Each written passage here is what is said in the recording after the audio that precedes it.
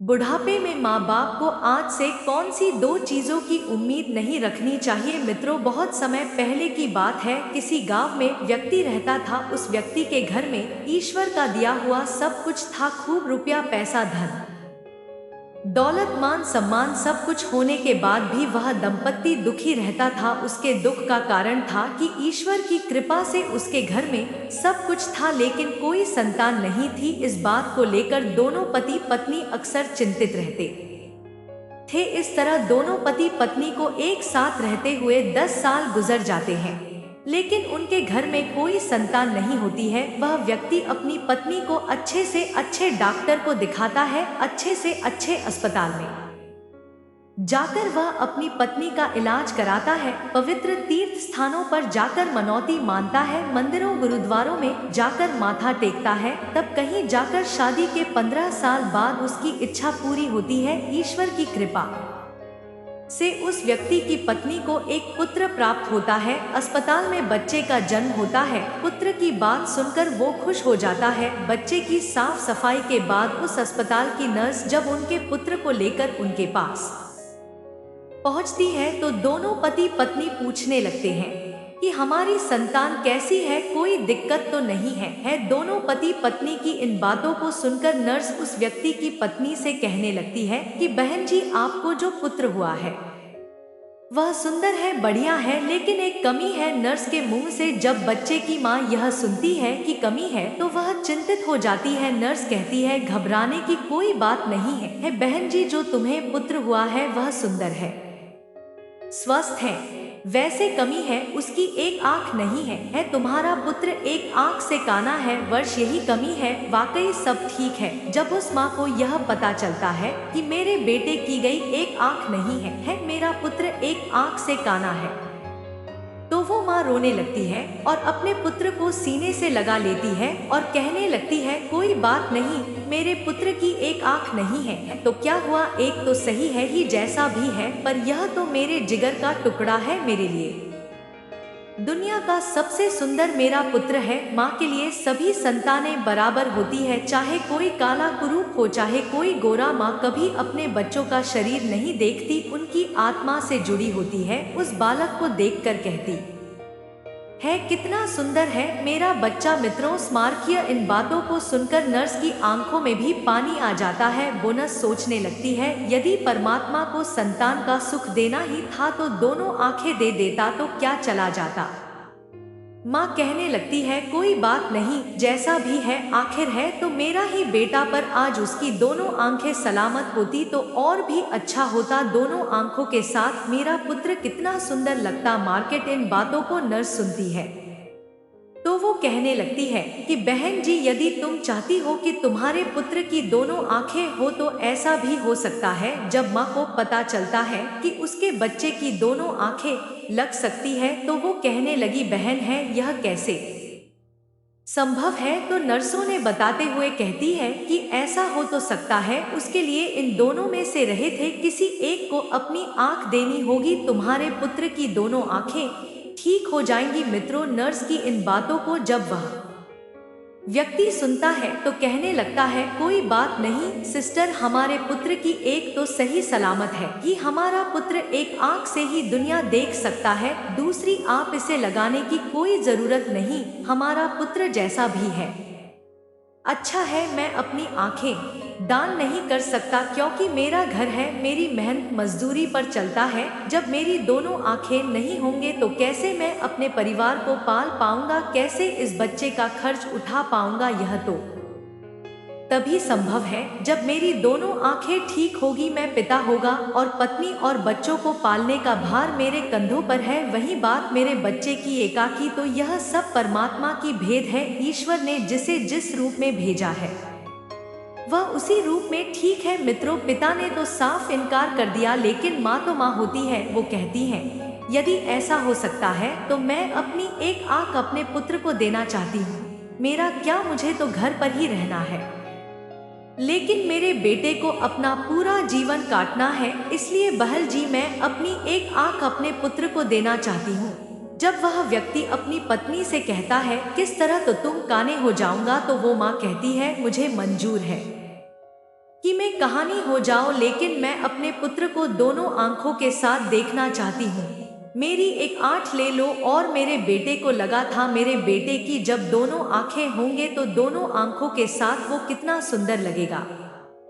मैं अपने पुत्र को एक आंख दान में देना चाहती हूँ। साथियों, इस प्रकार माँ के कहने पर में डॉक्टर जब वह बालक कुछ बड़ा हो जाता है तो स्मारकीय कार्ड निकालकर उसके पुत्र को लगा देता है। इस तरह पुत्र की दोनों आंखें सही हो जाती है और माँ एक आंख पुत्र को देने के बाद कानी हो जाती है। कुछ दिन तक सभी लोग अस्पताल में रहते हैं।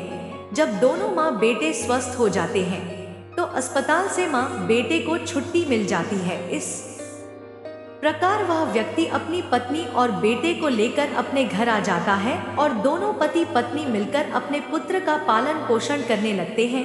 इस प्रकार अपने बच्चे का पालन पोषण करते हुए और उनका पुत्र 5 साल का हो जाता है। सब कुछ अच्छा चल रहा होता है, तभी एक दिन उस बच्चे के पिता का एक्सीडेंट हो जाता है और उसका एक्सीडेंट में बच्चे के पिता के फरार चली जाती है। जब उस दुखिया को अपने पति की दुर्घटना की खबर मिलती है तो वो बेचारी दहाड़े मारकर रोने लगती है। वह सोचने लगती है 5 साल का बच्चा है, एक ही कमाने वाले थी और वो भी मुझसे और कर चले गए। अब मैं इस बच्चे का पालन पोषण कैसे कर पाऊंगा। और ये सोचकर वह दहाड़े मारकर रोने लगती है। उसका रोना धोना सुनकर आस पड़ोस के लोग आ जाते हैं और उस दुखियारी माँ को समझाने लगते हैं, उसे धीरज बंधाते हैं और किसी प्रकार समझा बुझा कर रहा था उस व्यक्ति का अंतिम संस्कार करते हैं। इस प्रकार बंधु वह दुखियारी माँ अपने 5 साल के बच्चे के साथ जीवन बिताने लगती है। घर में जो जमा पूंजी थी वो तो संतान पाने की चाह में उसके इलाज कराने में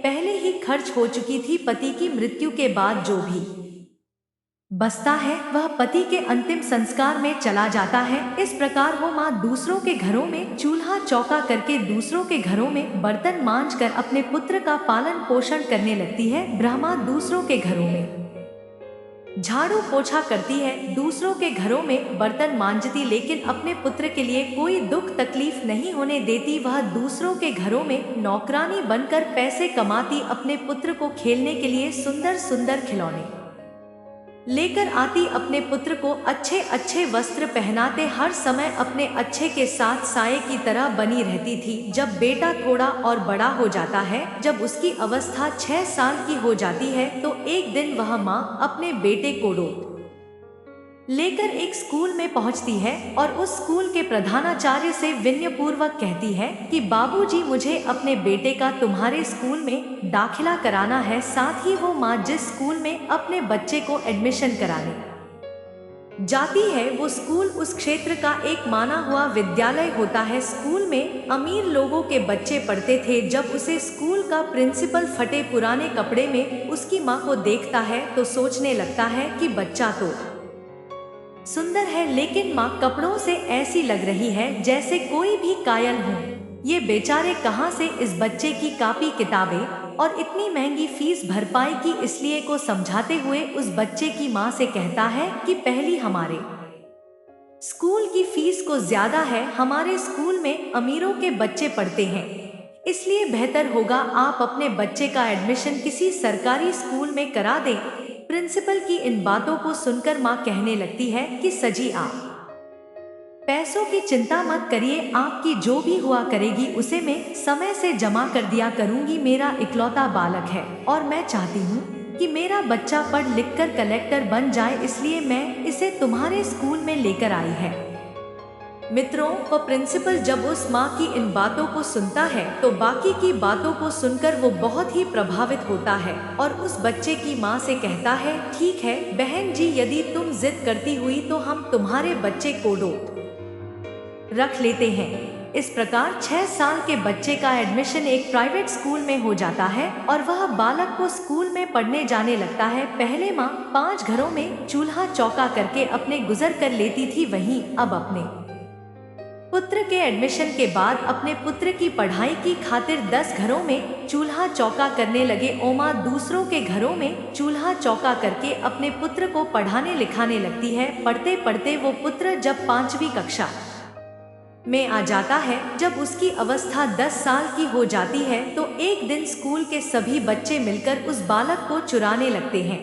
खेल में कहने लगते हैं कि देखो देखो, कारणों का बेटा आ गया, इसकी माँ एक आंख से कहानी है वो।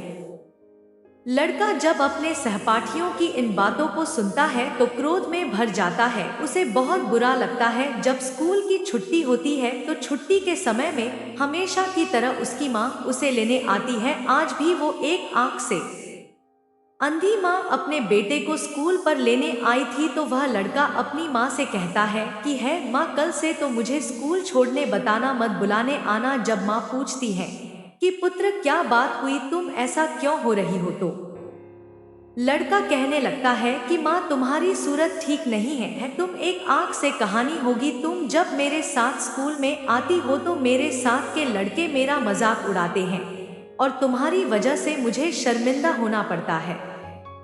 तुम ऐसी हो, तुम वैसी होगी, इस तरह की बातें करते हैं। वो लड़का अपनी माँ से दुनिया भर की शिकायतें करता है। जब वो माँ अपने पुत्र के मुख से इन बातों को सुनती है तो उसे बहुत दुख होता है, लेकिन अपने पुत्र की इन बातों को सुनकर वह चुप हो जाती है और अपने पुत्र की बातों को सहन कर लेती है। माँ कहती है कोई बात नहीं पुत्र, तुम चाहते हो तो मैं तुम्हारे साथ कल से स्कूल नहीं आऊंगा, लेकिन तुम अकेले स्कूल कैसे आ पाओगे। अपनी माँ की इन बातों को सुनकर वो पुत्र कहता है माँ, अम्बे बड़ा हो गया और मैं इस काबिल हो चुका हूँ कि अब मैं अकेला स्कूल आ जा सकता है, इसलिए तुम्हें मेरे साथ स्कूल आने की कोई जरूरत नहीं। अपने पुत्र की इन बातों को सुनकर वह माँ कहती है ठीक है पुत्र, आज के बाद में तुम्हारे स्कूल में तुम्हारे साथ नहीं आऊंगी, लेकिन बेटा तुम सावधानी से घर पर आना, तुम्हारे पिता की सोच सोच कर मुझे डर लगता है। पुत्र कहता है माँ तुम चिंता मत करो, मुझे कुछ नहीं होगा, मैं अकेला ही आया जाया करूंगा। मित्रों, दिन के बाद वह पुत्र अकेला ही स्कूल आने जाने लगता है। जैसे जैसे पुत्र बड़ा होता गया वैसे वैसे ही पुत्र के खर्चे भी बढ़ती गई। जैसे जैसे पुत्र के खर्चे बढ़ती गई वैसे वैसे उस पर काम का बोझ भी बढ़ता चला गया। इस प्रकार वह लड़का पढ़ाई करते हुए इंटर कर लेता है, क्योंकि वो पुत्र पढ़ने में बहुत होशियार था। उसके पूरे खिलाफ में सबसे अच्छे नंबर आए। इसके बाद वो आगे की पढ़ाई करने के लिए शहर चला जाता है। जब पुत्र शहर में जाता है तो माता जी जो पैसा कमाती थी वो पैसा कम पड़ने लगता है, क्योंकि पहले तो सिर्फ किताबें और फीस का खर्च आता है। जब बेटा शहर चला जाता है तो उसके और भी खर्चे बढ़ गई। माताजी जो पैसा कमाती थी वो कम पड़ने लगते हैं, लेकिन उस माँ ने हार नहीं मानी। पहले जहाँ 20 घरों में काम करके अपने बेटे का खर्चा पूरा करती थी, वहीं पुत्र के शहर जाने के बाद वह 50 घरों में बर्तन मांजती, झाड़ू पोछा करती, दिन भर मेहनत करती और मेहनत करते करते रात के 10 बज जाते थे। तब कहीं जाकर को माता अपने पुत्र के लिए महीने का 10,000 भिजवा दी थी। वो इसलिए इतनी मेहनत करती थी कि एक दिन जब उसका बेटा पढ़ लिख कर कलेक्टर बन जाएगा तो मुझे सुख हो जाएगा, एक न एक दिन मुझे भी आराम मिलेगा। आज मेरी मेहनत से मेरा बेटा कलेक्टर बन जाएगा तो मेरे बेटे के साथ रह रह कर रहे में भी सुख भोग होगी। इसलिए वह माँ खूब मेहनत करती थी और 50 घरों में काम करके अपने पुत्र के लिए पैसा भेजा करती थी। इस प्रकार मेहनत करते करते समय से पहले ही पूरी हो जाती है। धूप में उसका गोरा रंग काला पड़ जाता है, लेकिन अपने पुत्र के लिए कोई दिक्कत नहीं होने देती है। जब ऐसे ही कुछ दिन और बीत जाते हैं तो उस माँ को एक पत्र मिलता है। उसमें लिखा होता है कि माँ, अम्बे कलेक्टर बन चुका है, अब तुम्हें पैसे भेजने की जरूरत नहीं है। मित्रों, जब उस माँ को यह पत्र मिलता है कि मेरा बेटा कलेक्टर बन गया है तो वह बहुत खुश हो जाती है और सोचने लगती है कि मेरा एक ही बेटा है, पति के जाने के बाद यह एक ही तो मेरा सहारा है और मेरी जैसी इच्छा थी कि बेटा कलेक्टर बन जाए वो इच्छा भी मेरी पूरी हो गई। मित्रों, इस माँ के बेटे ने यह बात माँ को पत्र लिखकर बताई थी कि माँ मैं कलेक्टर बन गया हूँ, लेकिन वो बेटा गांव में नहीं आए। जब उस बूढ़ी माँ को यह पत्र मिलता है तो वह बूढ़ी पूरे गांव में मिठाइयाँ बांटी है और सारे गांव के लोगों को बड़े गर्व से बताती है कि उसकी मेहनत सफल हो गई, उसका बेटा अब कलेक्टर बन चुका है। इस प्रकार को माँ अपने पुत्र के गांव आने का इंतजार करने लगती है। माँ सोचने लगती है कि मेरे बेटे को शहर गए हुए बहुत दिन बीत चुके हैं, अपर कलेक्टर बन गया है, आया तो वह उससे मिलने के लिए गांव जरूर आएगा। मैं अपने पुत्र की आरती उतारूं, में उसकी पसंद की खीर बना होगी। इसी तरह वो माँ अपने पुत्र के आने की राह देखती है। भोमा रोज इंतजार करती है कि आज मेरा पुत्र आता होगा। मित्रों, किसी की गाड़ी घर के सामने से निकलती है तो वह माँ दौड़ कर के घर के बाहर जाती है और सोचती है कि लगता है मेरा पुत्र आया है। इस तरह इंतजार की घड़ियां लंबी होती चली गई। रात में उस माँ को नींद नहीं आती थी। वह सोचने लगती कि जाने क्या मजबूरी है, मेरा बेटा मुझे लेने क्यों नहीं आया, कब ले जाएगा मुझे। अब भी नहीं आएगी कि मैं दूसरों के घरों में बर्तन मौजूदा, दूसरों के घरों में झाड़ू पोछा करूंगा। अब तो मैं आराम से बैठकर अपने बेटे की कमाई खाऊंगी। अब तो मेरे बेटे के घर में नौकर चाकर भी होंगे, गाड़ी बंगला भी होगा। अब मेरे दुख के दिन बीत चुके हैं। इसी तरह वह माँ सारा दिन तरह तरह के सपने देखा करती थी। इस तरह स्मारकों अपने बेटे का इंतजार करते हुए 1 साल बीत जाता है, लेकिन वो बेटा 1 साल में भी एक दिन भी माँ के पास नहीं आता है। फिर एक दिन उस माँ के पास बेटे का दूसरा पत्र आता है। उस पत्र में लिखा होता है कि माँ, मेरी शादी हो गई है और तुम्हें पता है जिस लड़की के साथ मेरा विवाह हुआ है वो बहुत ही अमीर घराने की है। जिस लड़की से मेरा विवाह हुआ है मेयर की बेटी है। मैंने मेयर की बेटी के साथ अपना विवाह किया है। मेरी पत्नी बहुत ही सुंदर है। जब माँ उस पत्र में लिखी बातों को पढ़ती है तो उसकी आंखों से आंसुओं की धारा बहने लगती है। उसे बड़ा ही दुख होता है, क्योंकि माँ तो सोच रही थी क्या बेटा कलेक्टर बन गया है तो मेरे बेटे के लिए अच्छे अच्छे रिश्ते आएंगे, मैं अपनी पसंद की लड़की के साथ अपने बेटे की शादी करूंगी। लेकिन उस पत्र को पढ़कर उस माँ के सारे अरमान धूल में मिल जाते हैं। वो माँ सोचती है कि हे प्रभु, हमने ऐसे कौन से पाप किए थे, ऐसे में से कौन सी गलती हो गई जो मुझे इतनी बड़ी सजा मिली। हर माँ बाप का सपना होता है कि मैं अपने हाथों से अपने बेटे को दूल्हा बनाऊं, अपने हाथों से अपने बेटे को सजा जाएगा और अपना आशीर्वाद देकर अपने बेटे को ससुराल विदा करो। लेकिन मेरे पुत्र ने मुझे बुलाया तक नहीं, मुझे बताया तक रहे और विभाग कर लिया और माँ से पूछा तक नहीं।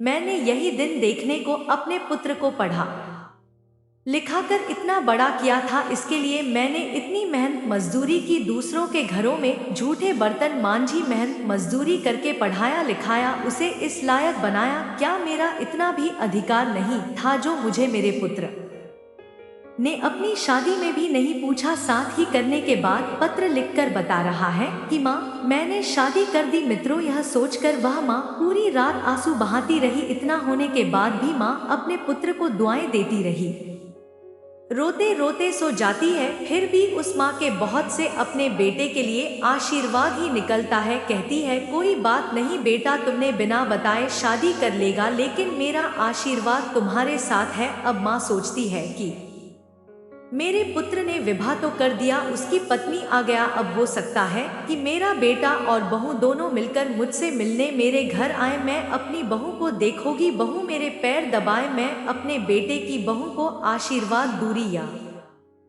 सोचकर वह माँ अपने बेटा और बहू का इंतजार करने लगती है। इस तरह माँ को अपने बेटा और बहू का इंतजार करते करते 1 साल निकल जाता है। लेकिन 1 साल बीतने के बाद भी उस माँ से मिलने बेटा नहीं आता है, ना बहू आती है। पुरुष माँ को तीसरा पत्र मिलता है जिसमें लिखा होता है कि है माँ, अब तुम दादी बन गई हो, भगवान की कृपा से हमारे घर बेटा आया है। जब यह खबर उसको मिलती है तो उसका धैर्य जवाब दे जाता है, उसके फैल शक्ति जवाब देती है। और यह स्वाभाविक था। भोर कितना भरी धारण कर दी। जिस माँ का पुत्र कलेक्टर बन जाए, विवाह हो जाए, बेटा हो जाए और उसका उसकी माँ को पता ना चले तो उसके दिल पर क्या बीतेगी। जिस पुत्र का जीवन बनाने में चुसवा ने अपना सब कुछ कुर्बान कर दिया, उस मूत्र का बरसों से चेहरा न देखा हो तो स्वाभाविकता अपने पुत्र के लिए व्याकुल होना। जब माँ अपने पुत्र के लिए ज्यादा व्याकुल हो जाती है, तोशिबा के मन में आता है कि अब तो रहा नहीं जाता है। वह फिर कुछ देर के लिए विचारों में खो जाती है, फिर अपने मन में ख्याली पुलाव पकाने लगती है। सोचती है कोई बात नहीं, होता हो गया है तो अच्छी बात है। अब मैं अपने पोता को देखूंगी, मैं अपने पोते को अपनी गोद में खिलाऊंगा, मैं उसके लिए पालना लाऊंगी। अब मेरा बेटा जरूर मेरी बहू और पोते के साथ मेरे पास आएगा। यही सब सोचकर वह माँ व्याकुल होने लगती है। जब इंतजार करते करते उस माँ को 6 महीने बीत जाते हैं और जब उस माँ से मिलने कोई भी नहीं आता है तो उस माँ के सब्र का बांध टूटने लगता है। वह व्याकुल हो जाती है और उसी व्याकुलता में वो माँ यह फैसला करती है कि चाहे कुछ भी हो जाए मैं अपने पोता को देखने जरूर जाऊंगी। के करके माँ अपने बेटे और बहू से मिलने के लिए शहर को चल देती है। किसी तरह वह पता पूछते पूछते उस शहर में पहुंच जाती है जिस शहर में उसका बेटा रहता था। उस शहर में पहुंचकर बूढ़ी माँ एक रिक्शे वाले को अपने पास बुलाती है। रिक्शे वाले से कहती है बेटा मुझे इस पते पर जाना है। रिक्शा वाला पता देखता है और माजी को अपने रिक्शे में बैठा लेता है और उस बूढ़ी माँ को उसके बताए हुए पते पर ले चलता है। मित्रों को समय के बाद वो रिक्शे वाला बूढ़ी माँ को लेकर कलेक्टर बाबू के बंगले पर पहुँच जाता है और बंगले के सामने अपना रिक्शा खड़ा कर देता है और माता जी से कहता है मौजूदा था तुमने जो पता दिया था तो उस पते पर पहुंच चुकी हूँ। ये जो सामने बांग्ला है यहीं रहते हैं।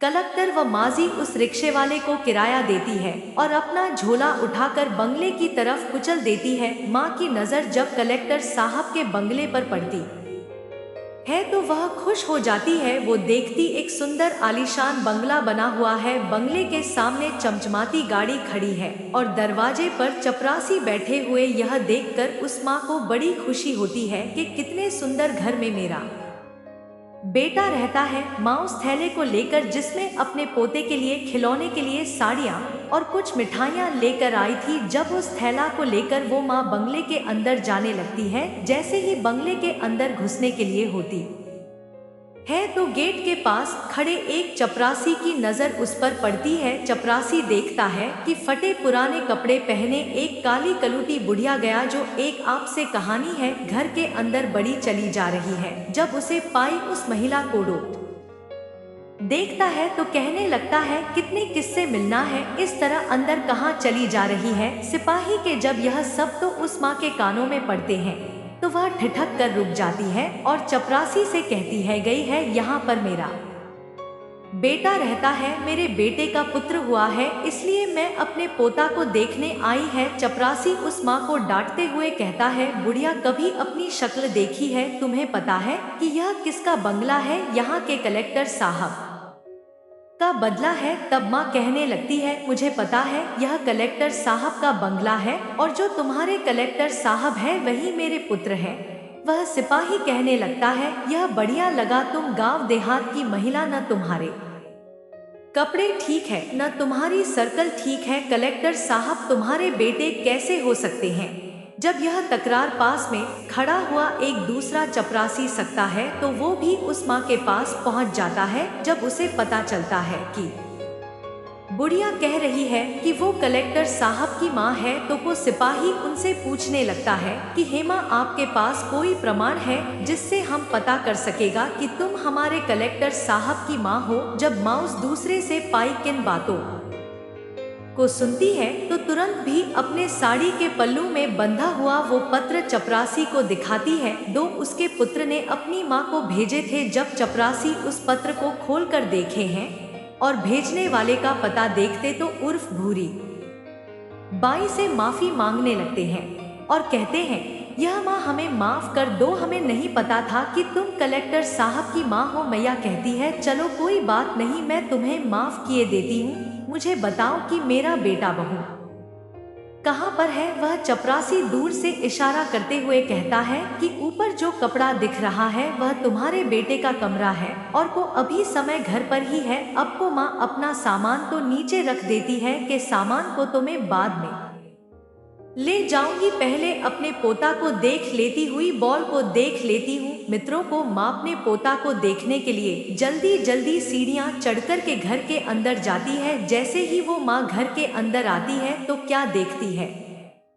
के घर के आंगन में पालना रखा हुआ है और उस पालने में उनका पोता झूला है। जैसे ही उस बूढ़ी माँ की नजर अपने पोते पर पड़ती है तो वह दौड़कर पालने से अपने पोते को उठा लेती है और अपने पोते को सीने से चिपकाकर राम दुलार करने लगती है। जब वह बूढ़ी माँ अपने पोते को गोदी में लेकर दुलार करने लगती है तो बच्चे की नींद टूट जाती है। वो जोर जोर से रोने लगता है। बच्चे के रोने की आवाज जब पुत्रवधू के कानों में पड़ती है तो वो रसोई से बाहर आती है और सोचती है कि जाने मेरे बच्चे को क्या हो गया, इतने जोरों से क्यों रो रहा है। जब रसोई से निकलकर आंगन में आती है और अपने बच्चे को एक में कारण जैसी दिखने वाली बुढ़िया के हाथों में देखती है तो वह चिल्लाने लगती है। अपने पति को आवाज देती है कि सुनो जी, कोई काली कलूटी बुढ़िया जो एक आंख से कहानी है वह हमारे बच्चे को चुराने आई है। पत्नी का चिल्लाना सुनकर पति भी नीचे आ जाता है। पति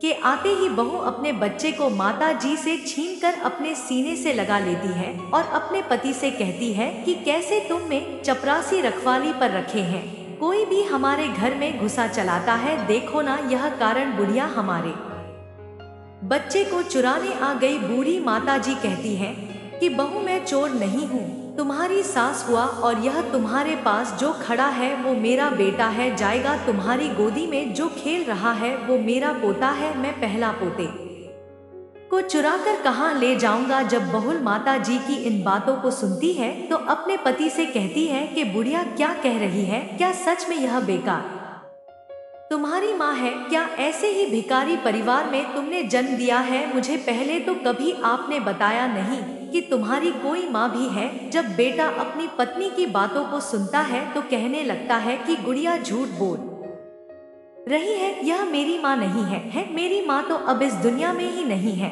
अपने बेटे की इन बातों को सुनकर माँ को बहुत धक्का सा लगता है। वो माँ एकदम से रोने लगती है और कहने लगती है कि बेटा तू कैसी बातें करता है, तू कैसी बातें करता है। मैं तो रोज घर के दरवाजे पर बैठकर तेरी राह निहारा करती थी कि मेरा पुत्र आएगा, लेकिन तू तो आया ही नहीं। जब तू नहीं आया तो मैं खुद तो से और अपनी बहुत से मिलने चली आई। मुझे अपने पोते को देखने की बहुत इच्छा थी, इसलिए मैं तेरे पास आ गई है। और तू कह रहा है कि मेरी कोई माँ नहीं है भोपा होगा। जब अपने पति से पूछती है कि बुढ़िया क्या कह रही है तो पुत्र कहने लगता है तो इसकी बातों में मत आओ, मैं कसम खाकर कहता हूँ कि बुढ़िया मेरी माँ नहीं है। अपने पुत्र की इन बातों को जब गुमान उठती है तो उनकी आंखों में आंसू आ जाते हैं।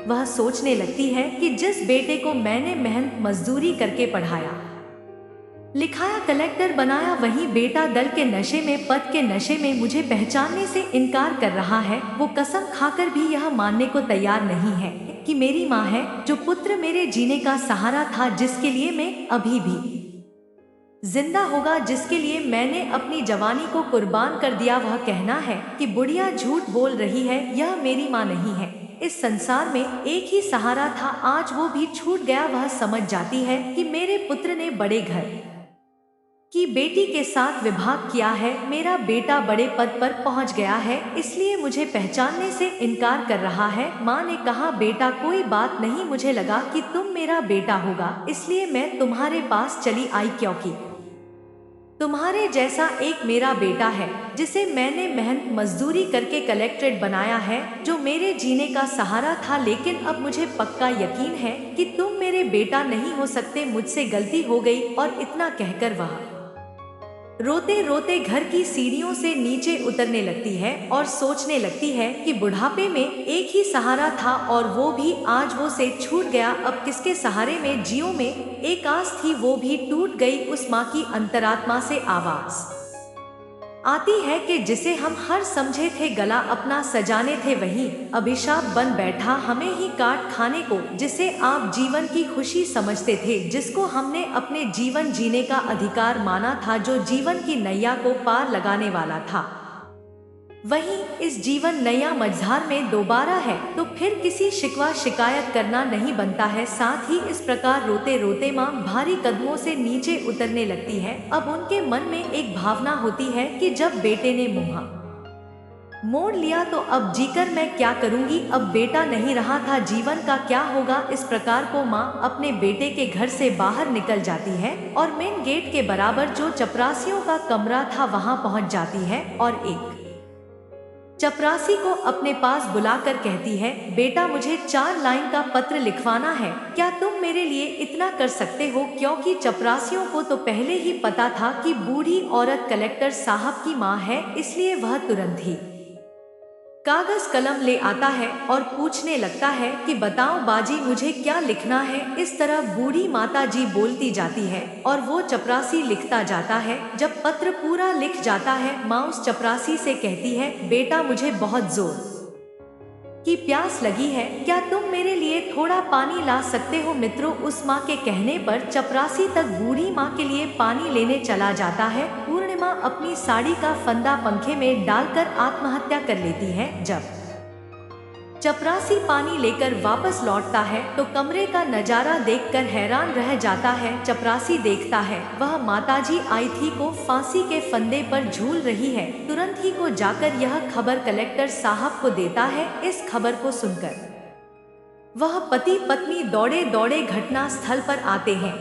आगे आगे कलेक्टर साहब और पीछे पीछे उनकी पत्नी होती है। पुत्र अपनी माँ को इस हालत में दिखता है तो अपनी माँ को देखकर उसके पैरों तले जमीन खिसक जाती है। वह पुत्र अपना माथा पकड़ लेता है और माथा पकड़कर जमीन पर बैठ जाता है। वह सोचने लगता है कि मुझे नहीं पता था कि मेरी बातें मेरी माँ को इतनी बुरी लगेगी। मैं तो तुम्हें झूठी शान शौकत के कारण पहचानने से इनकार कर रहा था, इसलिए कह दिया था कि मेरी कोई माँ नहीं है। मुझे डर था कि मेरी असलियत जानकर मेरी पत्नी मुझे न छोड़ दे, इसलिए मैंने ही बोल दिया कि मेरी कोई माँ नहीं है। लेकिन तुमने तो मेरे झूठ को सच बना दिया। एक बार पुत्र की मजबूरी के बारे में सोचा होता रहा था, तभी कलेक्टर साहब की पत्नी की नजर फांसी पर झूलते हुए उस माँ के हाथों पर पड़ती है। जब उस बेटे की पतली फांसी पर झूलती हुई माँ के हाथों में कागज का टुकड़ा देखती है तो बोस कागज के टुकड़े को बूढ़ी माँ के हाथों से लेकर पढ़ने लगती है। पढ़ते पढ़ते उसकी आंखें भर आती है। उस पत्र में लिखा हुआ था, बेटा मेरा आशीर्वाद है कि तुम दिन दूनी रात चौगुनी उन्नति करेंगे। मेरा आशीर्वाद तुम्हारे साथ है। मैं जाते जाते तुम्हें कुछ राज बताना चाहती हूँ। बेटा मैं अच्छे नहीं दिखती हो तो उसके पीछे भी एक कारण तुम ही हो। जब तुम्हारा जन्म हुआ था उस समय तुम्हारी एक आंख नहीं थी। मैंने अपनी एक आंख में देकर है तुम्हें सुंदर बनाया, सुंदर रूप दिया और मैं कुरूप हो गई और उसे कुरूप चेहरे से तुम नफरत करती हूँ क्योंकि मैं कानी हूँ और दूसरा मेरा रंग काला कलूटा है। यदि ऐसा नहीं था, आज तुम जिस मुकाम पर बैठे हुए उस मुकाम पर पहुँचाने के लिए मैंने दिन रात मेहनत की है। मैंने कभी नहीं देखा कि कितनी गर्मी है, कितनी साथी है। वे पढ़ाने लिखाने के लिए, तुम्हारे खर्चे कराने के लिए मैं काली कलूटी होगी, उसका भी मुझे कोई मलाल नहीं है। तुम सुंदर होगा इसके मुझे खुशी है। मैं तुम्हें देखना चाहती थी, पोटा को देखना चाहती थी, अपनी बहू से मिलना चाहती थी, इसलिए मैं शहर चली आई क्योंकि तुमने तो कभी गांव आकर मेरी हाल सुध नहीं ली। लेकिन जब मैं स्वयं चलकर तुमसे मिलने आई तो तुमने तो मुझे पहचानने से इनकार कर दिया। इसीलिए लगा कि अब दुनिया में मेरा कोई नहीं है, अब जीने का मेरा उद्देश्य खत्म हो गया है। जब कोई राह नहीं तो मेरे जीने का क्या फायदा। बेटा जाते जाते हैं ईश्वर से प्रार्थना करती हूँ कि तुम सदा खुश रहो, तुम्हारी संतान खुशी रहे। जब उस बेटे की पत्नी यह पत्र पढ़कर अपने पति को सुनाती है तो उस बेटे का सारा सड़क से नीचे झुक जाता है। उसे अपने आप से घृणा होने लगती है कि जिस माँ ने मेरी जिंदगी बनाने में अपना सब कुछ न्योछावर कर दिया, वही माँ आज मेरी चौखट पर आई तो मैंने गिलास पानी तक नहीं पूछा। इस प्रकार दोनों पति पत्नी अपनी गलती के लिए उस मरी हुई माँ से, उस बूढ़ी माँ से माफी मांगते हैं। लेकिन अब क्या हो सकता था, वह माथुर उनके माफी सुनने के लिए वहां मौजूद नहीं थी, बहुत दूर जा चुकी थी जहां से कोई नहीं आता।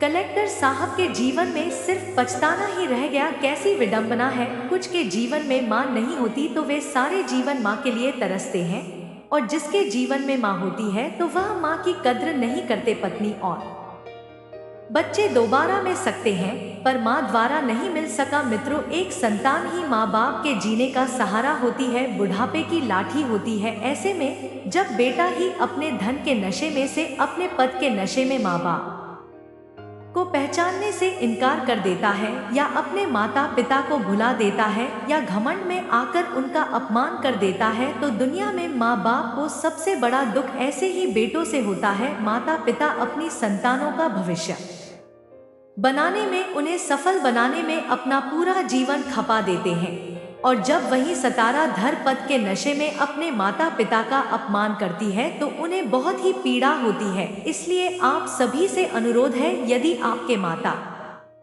पिता है टोल का आदर करना है, क्योंकि तुम्हारी एक सफलता में माँ बाप का ही योगदान है, क्योंकि तुम्हारी हर एक सफलता में माँ बाप का ही योगदान है। कुछ नालायक बेटे पूछते हैं कि तुमने हमारे लिए क्या किया। अब मूर्ख आदमी, जो कुछ किया है माँ बाप नहीं तो किया है तुझे बनाया जाए तो यह पढ़ाया लिखाया, तेरे पालने में दुख उठाया तो आज कामयाब है, तो इसके बजाय भी तेरे माता पिता ही है। माँ बाप को भूल कर भी तो अपने आप को भूल गया है, तो यह भी भूल गया है कि माँ बाप के अतिरिक्त दुनिया में दूसरा तेरा कोई हितैषी नहीं है। माँ बाप मरकर भी तेरा भला चाहेंगे, ऐसा हितैषी तुझे कहाँ मिलेगा। और सब लोग जो तेरे अपने होने का दावा कर रहे हैं वे सिर्फ एक निश्चित समय तक है और एक मतलब तक ही तेरा जाते हैं, पर माँ बाप बिना स्वार्थ के जीवन भर से रहित जाते हैं।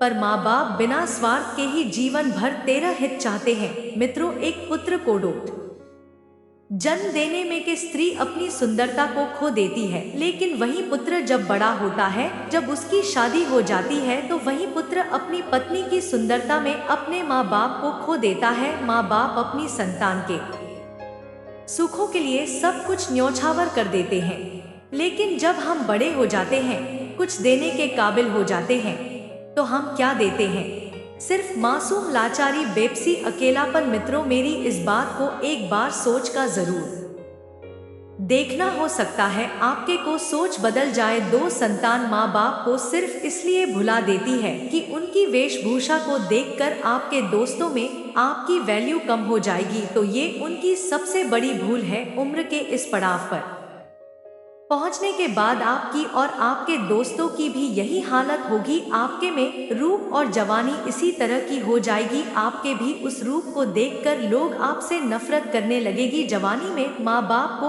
औलाद से किन किन चीजों की उम्मीद भूलकर भी नहीं करनी चाहिए। तो मित्रों, ध्यान देकर 16 नंबर, एक नंबर के आपकी औलाद आपके बुरे होने पर आपका सहारा बन सकती है, इस बात की उम्मीद बिल्कुल न करें।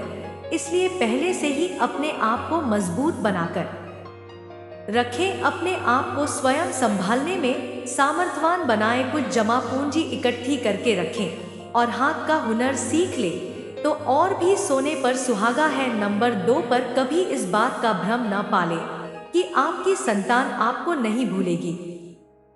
पत्नी और बच्चों के मोह में पड़कर पद प्रतिष्ठा के नशे में वो आपको भी भूल सकते हैं, इसलिए उनसे उतने ही ममता रखी कितनी उनके दूर होने पर आपको दुख न दे, क्योंकि आपने देखा होगा कि गीली मिठाई पर बैठने से माँ थे भी उसमें करती चली जाती है और वही गुण दोष के लिए सुख का कारण था वही उसके दुख का कारण बन जाता है। आखिरकार उसे दम तोड़ना नहीं पड़ता है। तो मित्रों, इस कहानी से आपने क्या देखा हमें कमेंट बॉक्स में जरूर लिखना और चैनल को सब्सक्राइब करना और वीडियो लाइक जरूर करना। धन्यवाद।